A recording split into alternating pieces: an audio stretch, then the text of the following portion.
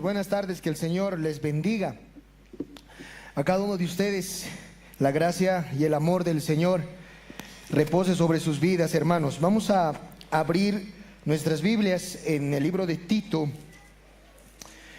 capítulo 2, el texto que nuestro hermano Peter daba lectura.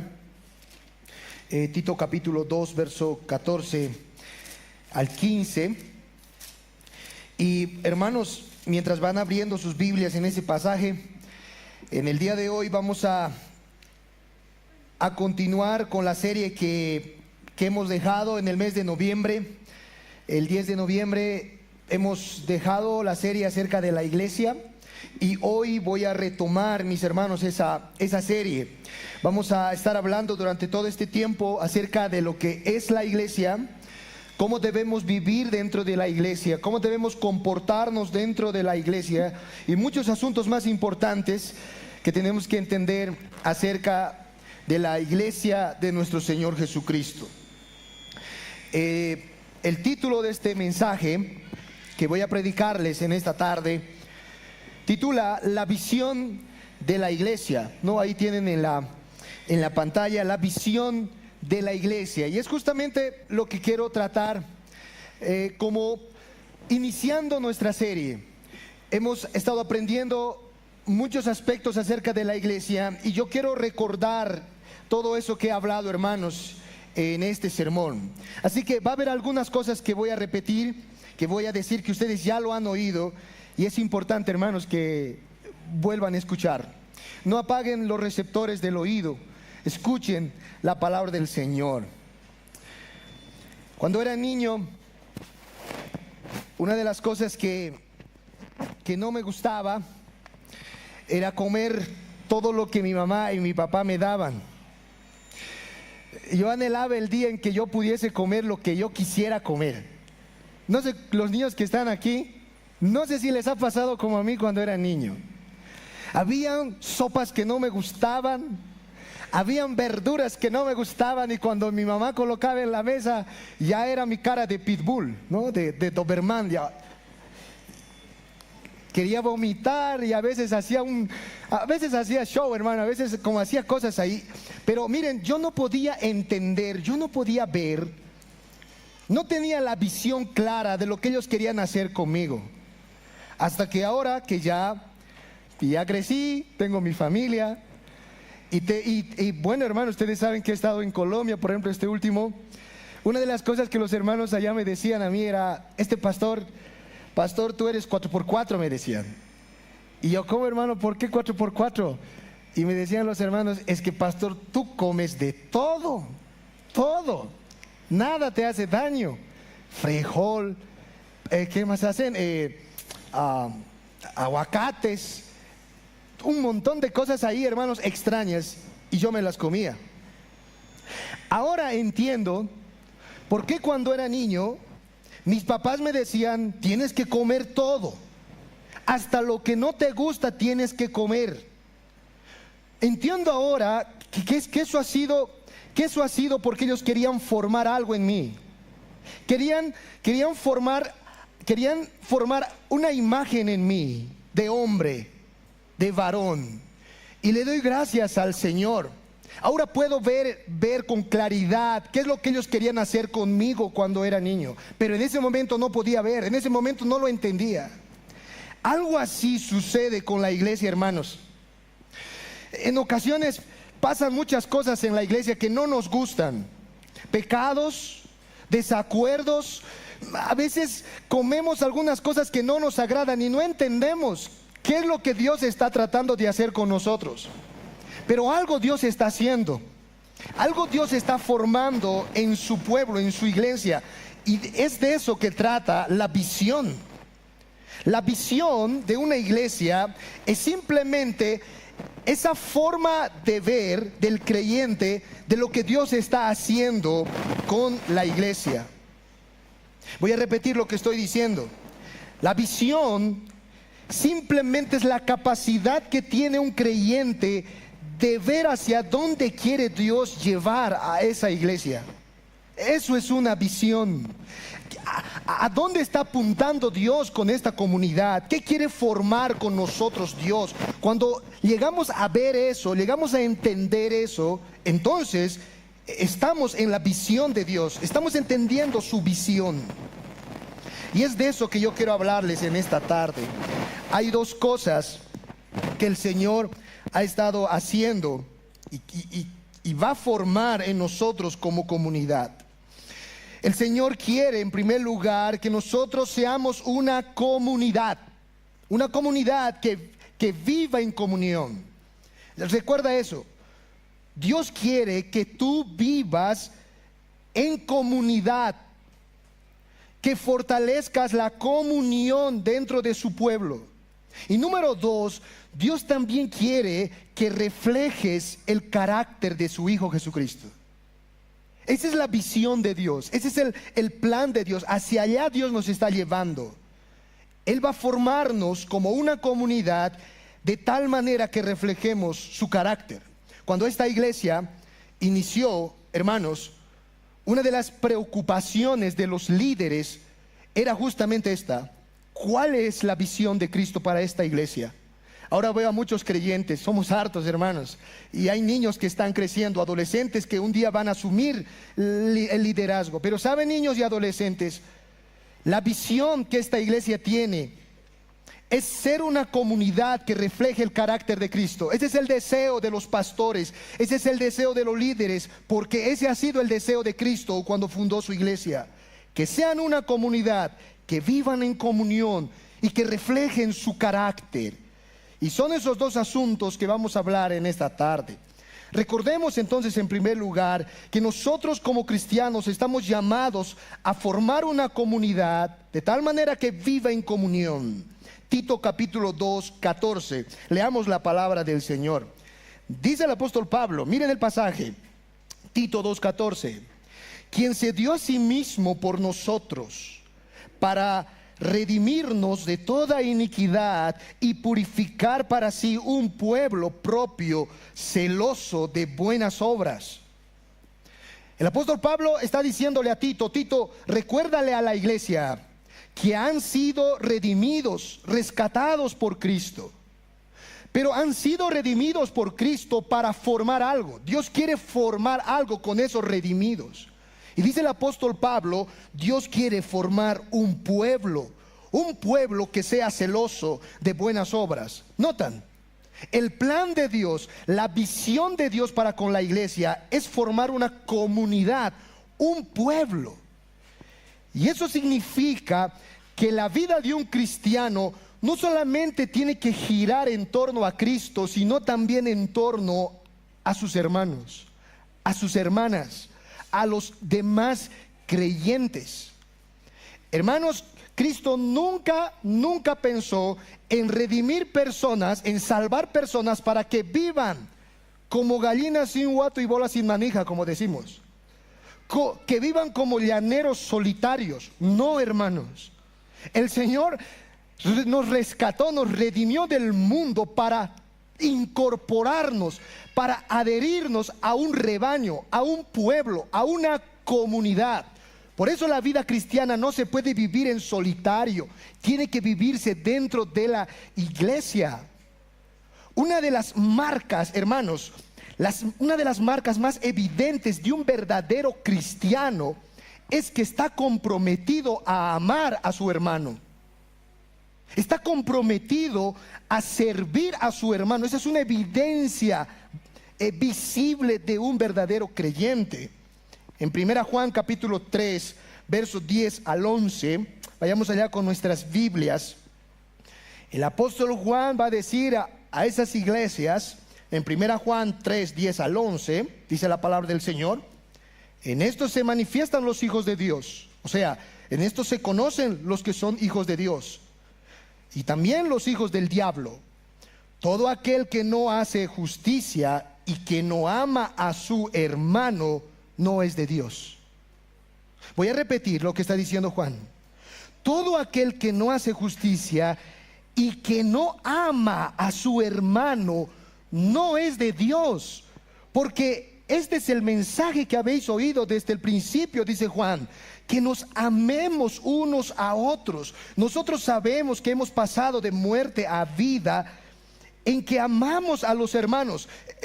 Pregunto, mis amados, ¿en qué sabes que has pasado de muerte a vida? ¿Cómo sabes que estás yendo rumbo al cielo? ¿Cómo sabes que no estás muerto espiritual, sino que tienes vida en Cristo? Dice Juan, es que amas a tu hermano. Es que tú vives por la iglesia, vives por tu comunidad. Está diciendo, vives en perspectiva de pueblo. No piensas en ti únicamente, estás pensando siempre en tu hermano, en cómo beneficiarlo, en cómo servirlo, en cómo amarlo. Y el capítulo 4 de 1 Juan versos 7 al 8 va a decir Juan, amados, amémonos unos a otros porque el amor es de Dios. Todo aquel que ama es nacido de Dios y conoce a Dios. El que no ama no ha conocido a Dios, porque Dios es amor. ¿Se dan cuenta, hermanos? Por eso no puedes decir tú ser cristiano y no comprometerte a amar en una iglesia local. No hay picaflores en la viña del Señor. ¿Saben qué es un picaflor, verdad, hermano? Un picaflor es un pajarito que va de árbol en árbol chupando. Bueno, a veces hay personas que así miran la iglesia. Este dominguito están aquí, el otro dominguito están a la otra iglesia, el otro dominguito a la otra iglesia, así picando todas las iglesias. Una vez conocí a un joven que en la mañana en la escuela dominical iba a una iglesia, al almuerzo iba a otra iglesia y después en la noche a otra iglesia. Picaflor, un picaflorcito. No existe eso. El verdadero creyente está comprometido a amar en una iglesia local a sus hermanos. Esa es la evidencia clara de la conversión. Así que, hermanos, el plan de Dios, la visión de Dios para con su pueblo siempre ha sido que vivan en comunidad, que vivan con perspectiva de pueblo, de rebaño. Cuando yo era soltero, cuando yo no tenía a mi esposa y mis hijos, hermanos, como también ustedes seguramente han pasado esa etapa, mi pensamiento siempre era en mí. Yo comía a la hora que se me daba la gana, ¿no? Iba a jugar cuando yo quería un partido de futsal. ¿Qué más? Me salía a la hora que yo creía conveniente. Todo mi mundo giraba en torno a mí. Ahora, cuando estamos casados, hermanos, ¿eso pasa igual? Cuando tenemos hijos, no, hermanos, no había sido así. Cuando uno se casa, ya yo dejo de pensar en mí y empiezo a pensar en mi esposa y aún en mis hijos. Y a veces me quedo sin comida para que ellos coman. A veces veo qué es mejor para ellos, qué es más conveniente para ellos, así a mí no me guste. A veces pasaba que no me gusta comer beterraga. Hermanos, no me gusta comer beterraga, ¿sí? Pero si me invitas, como, hermanos, ¿sí? Pero no voy a... ¡Ay, qué linda la beterraga! Dame mucha beterraga. No me gusta comer beterraga, pero mi esposa tiene que dar beterraga a mis hijos. Y a ella le gusta comer beterraga. A mi esposa puede comer solito la beterraga, así se lo puede comer, hermanos, como pasto. Y a veces, ¿se dan cuenta? Porque ya no estoy viviendo en modo soltero, estoy viviendo en modo casado. ¿Y qué significa? Que si ella cocina beterraga, entonces yo tengo que comer la beterraga. Tengo que comer la beterraga, así a mí no me guste. Eso es vivir en comunidad. Muchos creyentes viven una vida individualista, están en la soltería espiritual. Se van a la hora que quieren de la iglesia, llegan a la hora que quieren.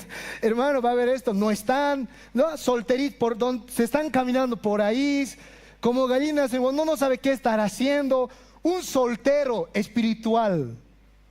Pero es muy diferente un casado espiritual. Estoy hablando de comunidad. Una persona que está aquí, que se preocupa por los demás. ¿Qué estará pasando con este hermano? ¿Cómo puedo amarle a este hermano? ¿Cómo puedo servirle a este hermano? Así se vive la vida en comunidad. Es una vida centrada en los demás. Esa ha sido la visión de Cristo. Y no solo eso. La palabra del Señor nos dice que esa comunidad que el Señor pensó Tenía que ser una comunidad que vive en comunión, que vive en comunión, en compañerismo y en hermandad. La iglesia modelo, la iglesia ejemplar, nosotros la encontramos en Hechos capítulo 2, vayamos allá, verso 41 al 42. Oh hermanos, cuánto anhelaría que nosotros seamos como esta iglesia algún día. Este es el modelo de una iglesia bíblica, verdadera, de una iglesia cristiana. A esto tenemos que apuntar como pueblo de Dios. Hechos capítulo 2, verso 41 al 42, dice las Escrituras: así que los que recibieron su palabra fueron bautizados, y se añadieron aquel día como 3,000 personas. Está la iglesia, 3,000 personas era esa primera iglesia. Y dice la Biblia que ellos perseveraban en la doctrina de los apóstoles. Y ahora observen, en la comunión unos con otros, en el partimiento del pan y en las oraciones. La palabra ahí, perseverar, es muy importante.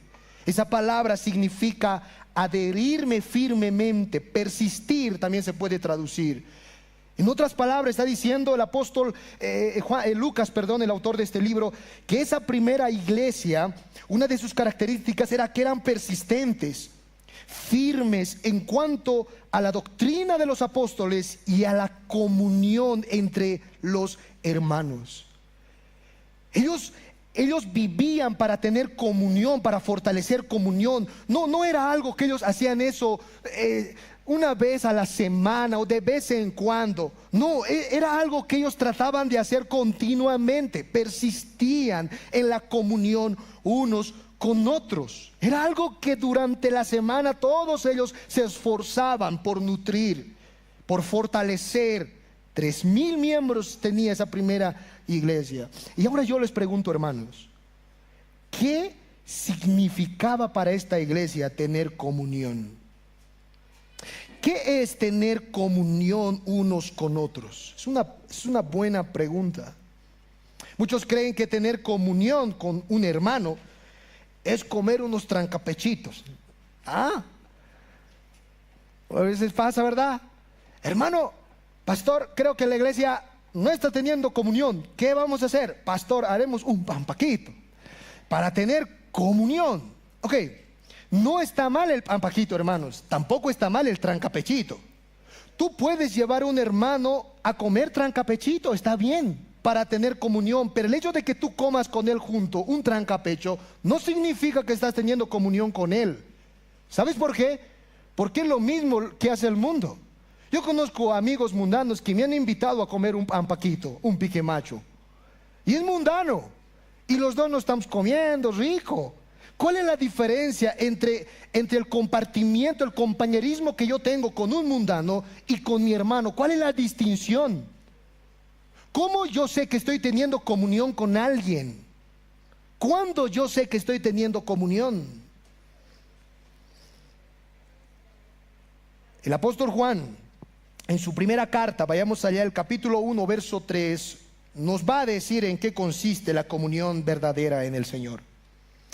Primera Juan capítulo 1, verso 3, vayamos allá.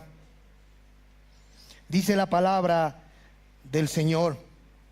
Primera Juan capítulo 1, verso 3. Lo que hemos visto y oído, ¿nota bien? Eso os anunciamos. ¿Para qué? Para que también vosotros tengáis comunión con nosotros. Y nuestra comunión verdaderamente es con el Padre, con su Hijo Jesucristo. Voy a repetir. Dice Juan, lo que hemos visto y oído, eso os anunciamos, para que también vosotros tengáis comunión con nosotros. ¿Cómo tenía comunión Juan con esta iglesia?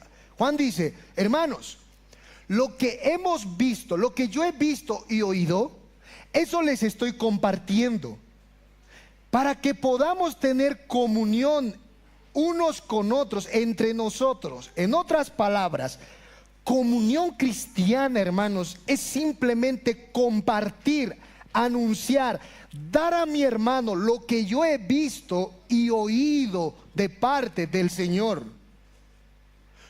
Cuando yo a mi hermano le comparto lo que he visto y oído del Señor, entonces en ese preciso momento se conecta lo que se llama comunión cristiana. El pastor Sugel Michelén, y quiero que oigas esto, definía la comunión de esta manera. Oye bien lo que dice este pastor, una definición muy precisa.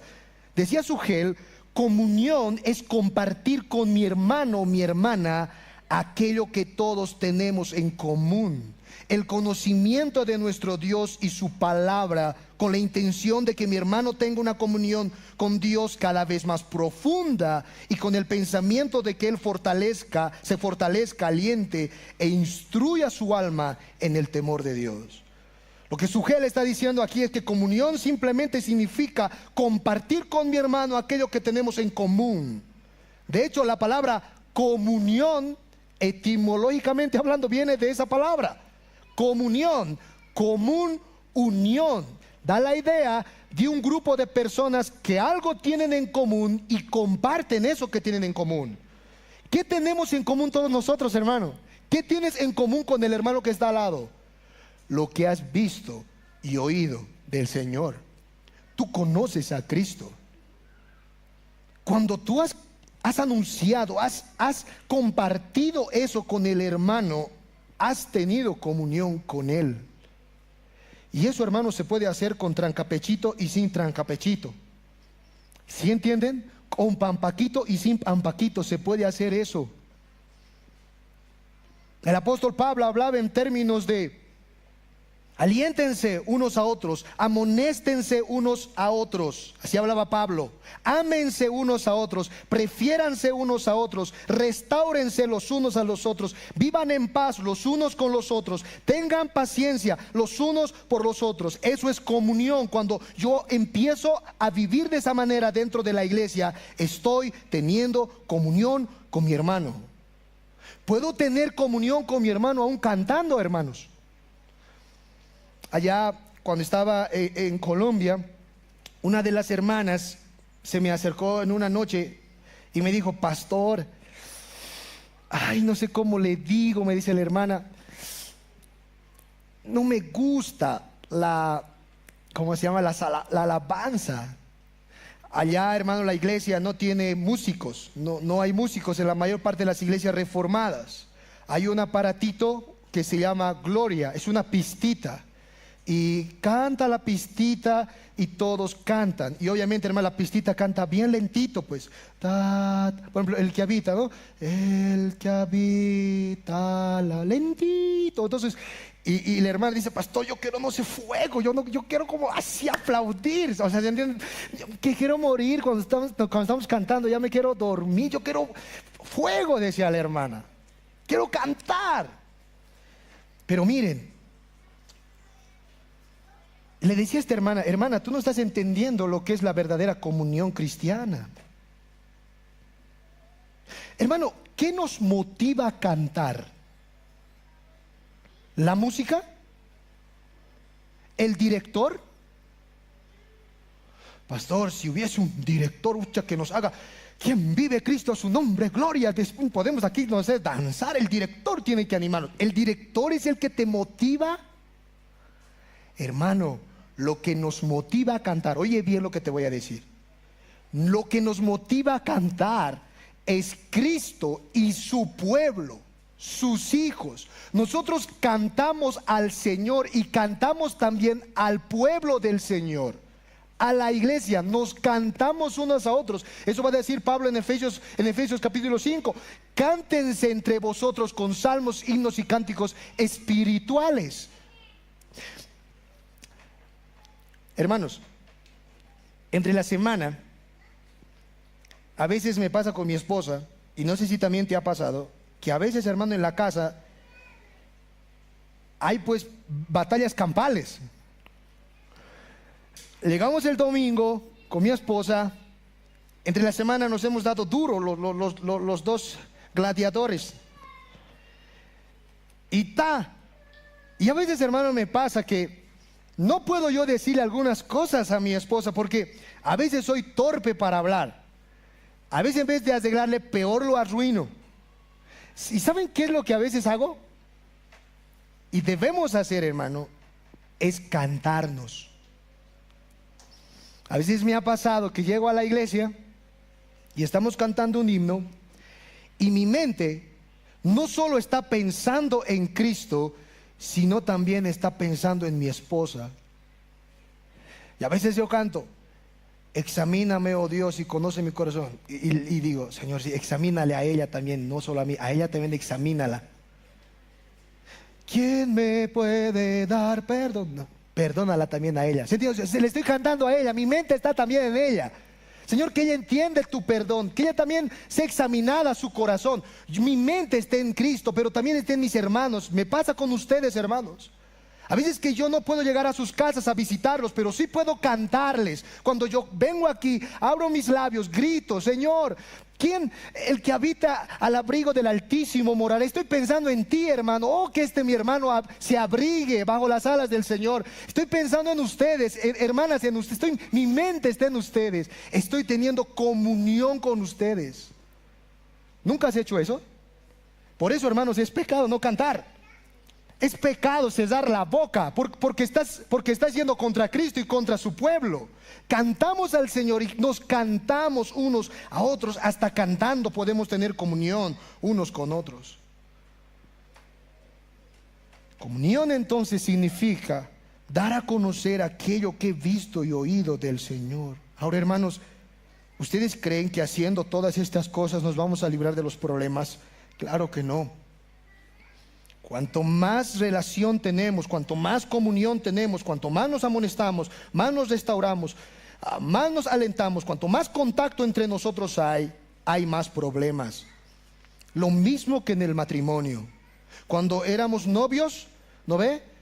Los dos separaditos, todo era mamita, papito, bajando las estrellas, subiendo las estrellas, te voy a bajar. El 14 de febrero llevábamos las rosas, no sé, hermanos, no sé, con piedra tirábamos, nos enamorábamos, así era. Pero hay más relación, ahora estamos casados, 20 años, 30 años de casados. Uy, hermano, no, ahora las fricciones son más duras. ¿Por qué? Porque cuanto más nos relacionamos con alguien, hermanos, siempre hay más fricción. Y lo mismo sucede con la iglesia. Pero ¿saben? El Señor va a usar aún esas fricciones. Fierro con fierro se van a topetear, se van a golpear. Se van a golpear fierro con fierro. Sí, va a usar esos choques para afilarnos. Eso dice Proverbios. Fierro con fierro se aguzan.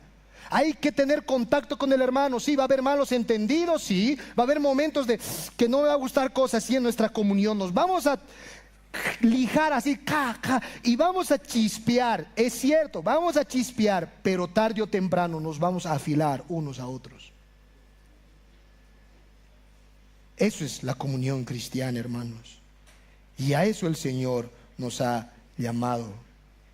Así que ser creyente y entender la visión de Cristo es vivir con una mentalidad de comunidad.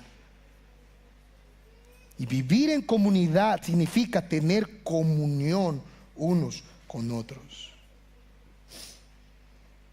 Cuando estamos aprendiendo a tener comunión unos con otros y estamos aguzándonos, estamos raspándonos, comunión entre nosotros, el Señor está tallando en nosotros la imagen de su Hijo Jesucristo. Y eso me lleva a mi segundo encabezado. La iglesia no solamente tiene como visión ser una comunidad, sino también tiene como visión reflejar el carácter de Cristo, ser la imagen en la tierra del carácter de nuestro Salvador. Cuando vamos al libro de Génesis y vemos la historia de la creación, ustedes van a ver, hermanos, que el Señor creó las manzanas, y de una manzana, bueno, todas las manzanas salieron. De una cebra, todas las demás cebras salieron. El Señor usó un molde para crear a toda su creación. Pero cuando Dios creó al hombre, oye bien esto, cuando Dios creó al hombre, el Señor no usó ningún molde externo. Cuando Dios creó al hombre, dijo: hagamos al hombre a nuestra imagen. Cada manzana se parece a la otra manzana. Cada cebra se parece a la otra cebra. Niños, ¿han visto Madagascar? ¿Sí? ¿Ya han visto cómo en Madagascar, no ve? Cuando quieren encontrar el leoncito a las cebras, todos son igualitos. ¿Por qué? Porque están sacados de un mismo molde. Pero cuando Dios hizo al hombre, ¿qué molde usó? ¿Cuál fue el molde de Dios, hermanos? El mismo. Hagamos al hombre a nuestra imagen. Dios dijo, el hombre se va a parecer a nosotros. Va a portar nuestra imagen y semejanza. De tal manera que todas las demás criaturas vean a través del hombre a Dios. Vean el reflejo de Dios a través de la imagen del hombre. Cuando yo presenté, hermanos, a algunos hermanos allá, a mis hijos, a Leita y a Lelia, me decían los hermanos, pastor, ¿qué ha pasado? Le decían a la hermana Paulita, ninguno se parece a vos, todo se parece al pastor Jeremías. Fotocopias de él habías traído aquí, hermana, 2 Jeremías chiquititos, nos decían allá.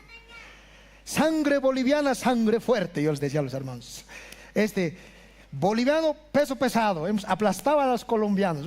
Reían los hermanos, ¿no? Se parece a ti, pastor. Se parece. Mirándole a él, decían, tiene un papá y se parece a su papá.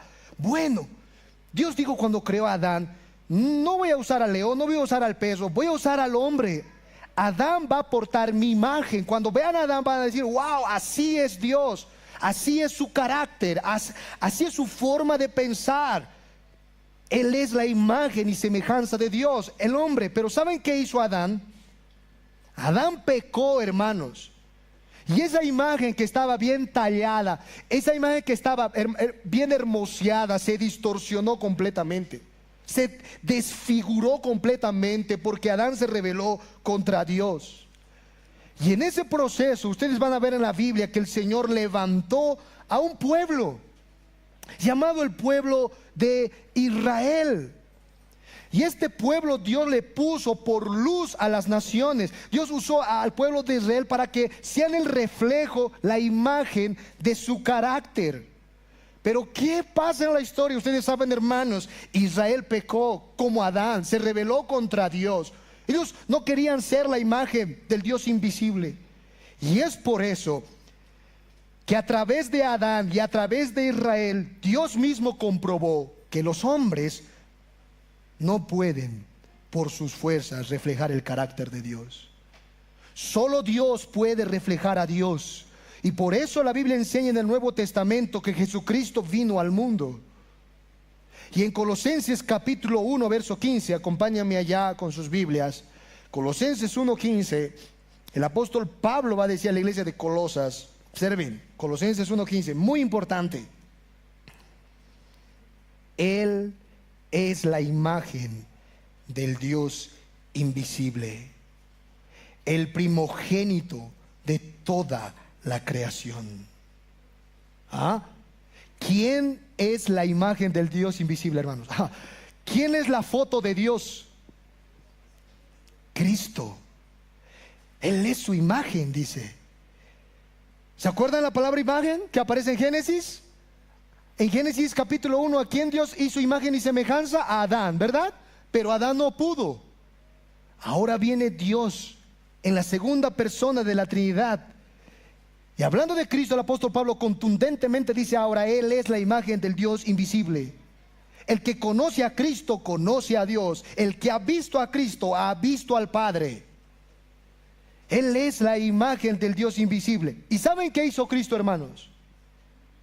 Cuando Cristo ascendió a los cielos, Cristo revistió a su iglesia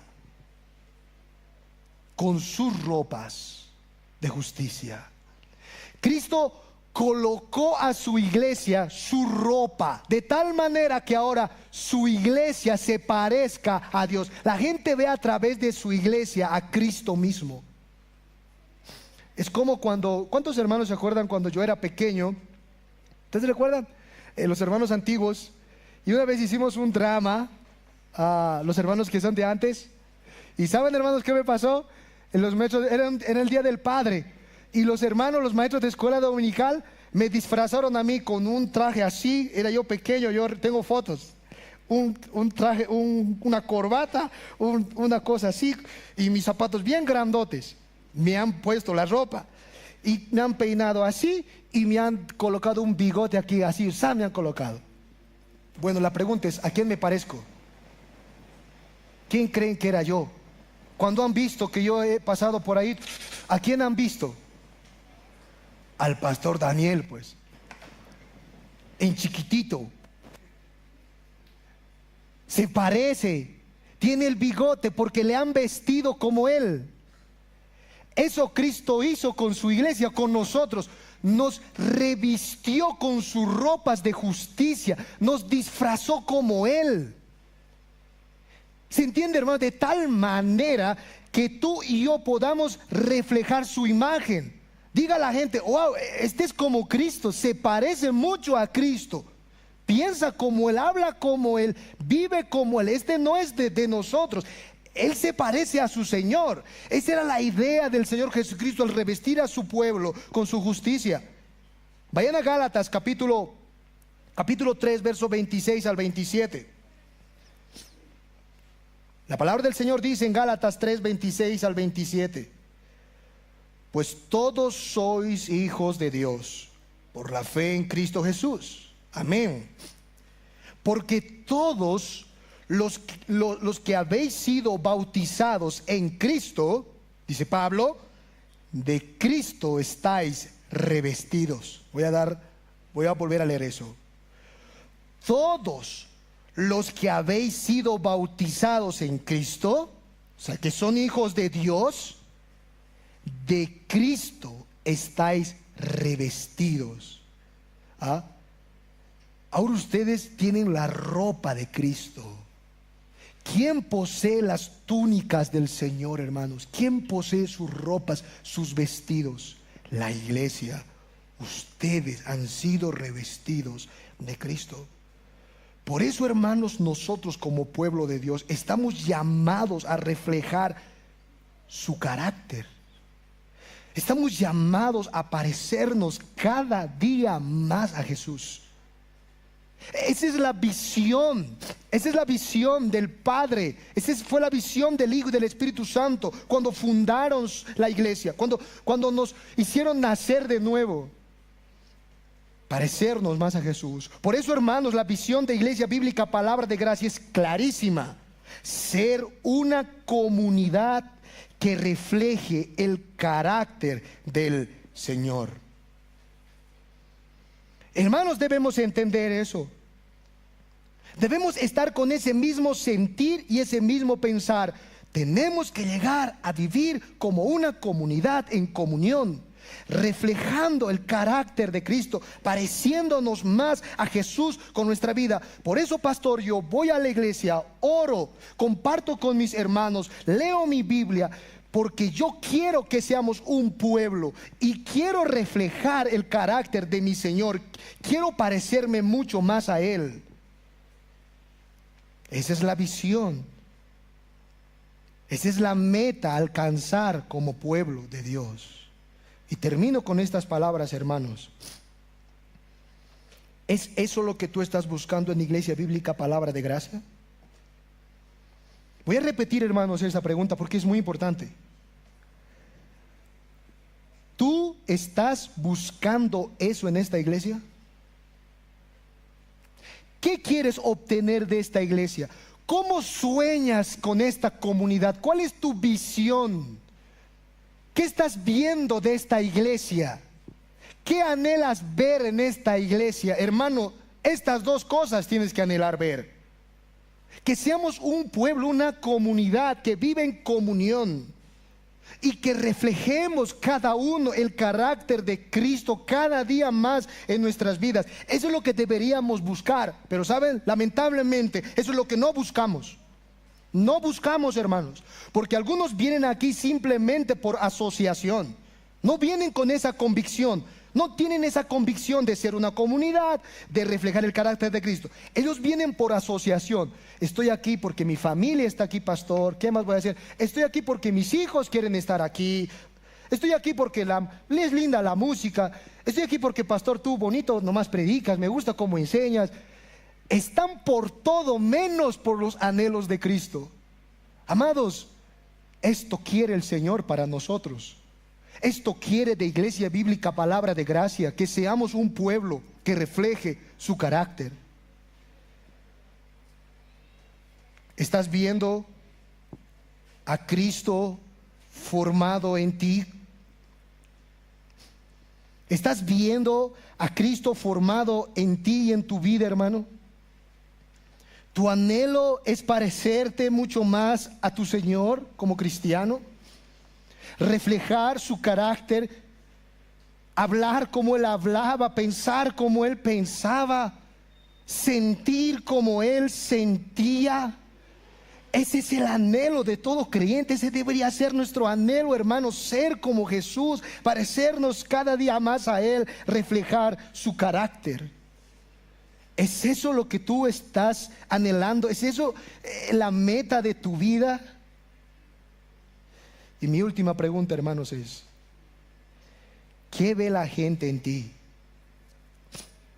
¿Eres miembro de Iglesia Bíblica Palabra de Gracia? ¿Qué ve la gente? ¿Qué ve tus amigos? ¿Qué ve tus vecinos de ti? ¿Qué notan? ¿Qué te dicen? ¿Ellos saben que tú eres parte de un pueblo?